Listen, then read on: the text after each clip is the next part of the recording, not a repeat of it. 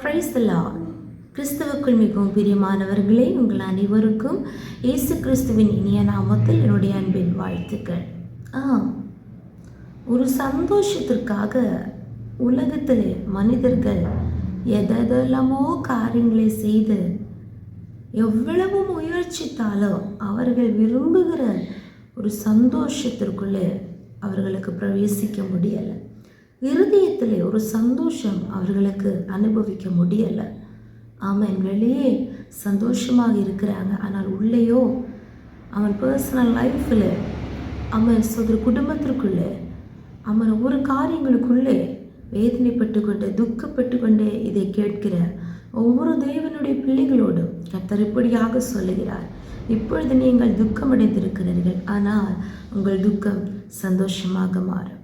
தேவன் தருகிற சந்தோஷத்தின் ஒரு ஸ்தோத்திரம் சிறப்பு என்னதென்று சொன்னால், அந்த சந்தோஷத்தை நம்முடைய இருதயத்திலிருந்து ஒருவனாலும் எடுத்து போட முடியாது. எவ்வளவு துக்கங்கள், பாரங்கள், வேதனைகள், கஷ்டங்கள் வந்தாலும் அந்த தேவனுடைய சந்தோஷம் நமக்குள்ளே இருக்குமானால், எப்பொழுது கர்த்தருக்குள்ளே நாம் மனமகிழ்ச்சியால் இருப்போம் என்றால் நிச்சயமாகவே எந்த போராட்டங்களுக்கு அந்த சந்தோஷத்திலிருந்து நம்மை வேறுபடுத்த முடியாது. ஹல்லேலூயா. ஆமென். ஸ்தோத்திரம். மட்டுமல்ல, கர்த்தர் நம்முடைய துக்கங்களை மறக்க செய்வார். துக்கங்களை நினையாமல் சந்தோஷிக்க கர்த்தர் நமக்கு கிருபை செய்வார். நாம் இன்றைக்கு துக்கப்படுகிற எந்த காரியமானாலும் இப்பொழுதே தேவ சமூகத்தில் முற்றிலுமாக ஒப்பு கொடுப்போமாக. கர்த்தர் ஜெயமாக சந்தோஷமாக நம்மை வழி நடத்துவார். ஆமென். வாசிப்போம். யோவான் எழுதின சுவிசேஷம் 16ஆம் அதிகாரம் அதனுடைய 21, 22 வசனங்கள். அங்கே நாம் 1ஆம் வசனத்தில் எப்படி வாசிக்கிறோம், ஸ்திரீயானவளுக்கு பிரசவ காலம் வந்திருக்கும் போது அவள் துக்கம் அடைகிறாள். பிள்ளை பெற்ற உடனே ஒரு மனுஷன் உலகத்தில் பிறந்தான் என்கிற சந்தோஷத்தினால் அப்புறம் உபத்திரவத்தை நினையாள். நமக்கு எல்லாரும் தெரியும், ஸ்திரீயானவள் ஒரு தாய்க்கு இந்த காரியம் நன்றாக புரியும்.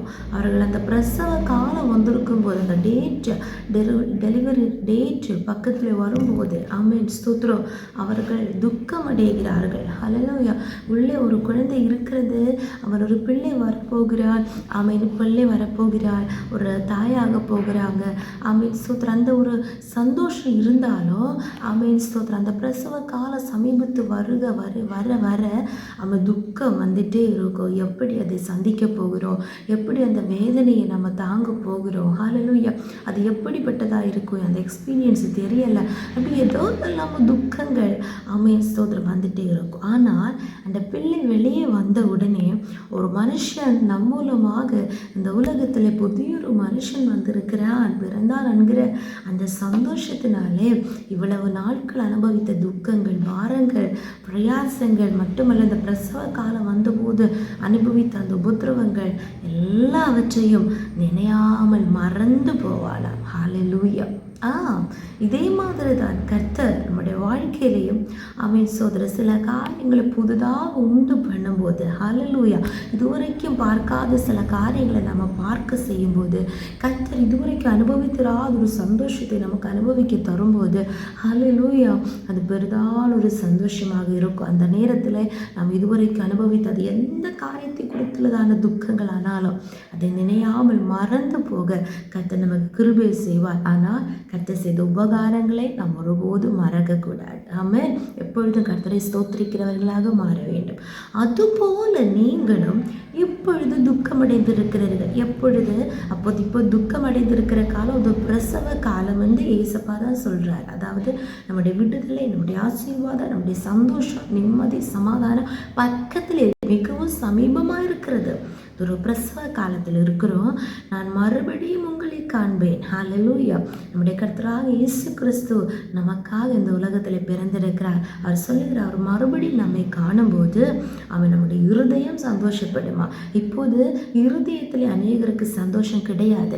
வெளியே சிரித்து கொண்டு இருக்கிறாங்க, மற்றவர்களை சந்தோஷப்படுத்துகிறாங்க. ஹல்லேலூயா.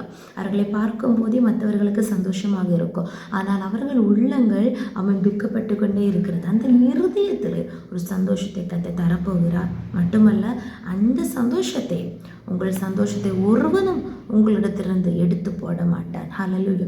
ஒருவனுக்கும் நம்மிடத்திலிருந்து எடுத்து போட முடியாத சந்தோஷத்தை தான் நம்முடைய தேவனாகிய கர்த்தர் தருகிறார். ஹல்லேலூயா. அந்த சந்தோஷத்தை இன்றைக்கு இப்பொழுதே கர்த்தர் நம்முடைய பர்சனல் லைஃப்பில், நம்முடைய ஃபேமிலியில், நாம் வேலை செய்கிற இடங்களிலே, நம்முடைய தொழில்களிலே, நம்முடைய படிப்பு காரியங்களில், நம்முடைய ஃப்யூச்சர் காரியங்கள் எல்லாவற்றிலும், நம்முடைய ஊழிய பகுதியில் கர்த்தர் நம்மை சந்தோஷமாக வழிநடத்த போகிறார்.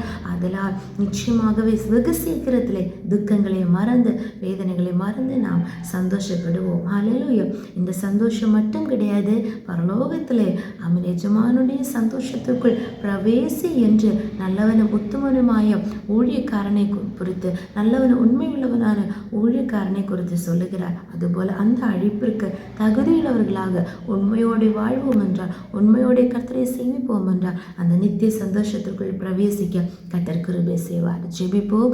ஏசப்பா ஸ்தோத்திரம். எங்கள் அளவில்லாமல் இயேசு வழி நடத்துகிற எங்கள் அன்பின் பரலோக பிதாவே, ஆசீர்வதிக்கப்பட்டதான அந்த காலை வேளைக்காக உமக்கு ஸ்தோத்திரம். ராஜா, மிகுந்த துக்கத்தோட, பாரத்தோடு, வேதனையோடு, கலக்கத்தோடு, கன்ஃபியூஷனோடு ஏசப்பா அப்பா ஸ்தோத்திர மைண்ட் டிஸ்டர்ப் ஆகி இந்த வசனத்தை கேட்டுக்கொண்டிருக்கிற ஒவ்வொரு உள்ளங்களை நீர் ஆற்றி தேற்றுவீராக. இருதயத்தில் ஒரு சமாதானத்தை நீர் கொடுப்பீராக. ஒருவன் ஒரு காலம் ஒரு எடுத்து போடாத சந்தோஷத்தை, சமாதானத்தை கொடுத்து ஆசீர்வதிப்பீராக. எங்களை முற்றிலுமாக தாழ்த்துகிறோம். எல்லா துக்கங்கள் சந்தோஷமாக மாறின கிருபைக்காக ஸ்தோத்திரம். இயேசுவின் நாமத்தினாலே ஜெபிக்கிறோம். ஜெபங்களை நல்ல பிதாவே. ஆமென், ஆமென், ஆமென். May God bless you all.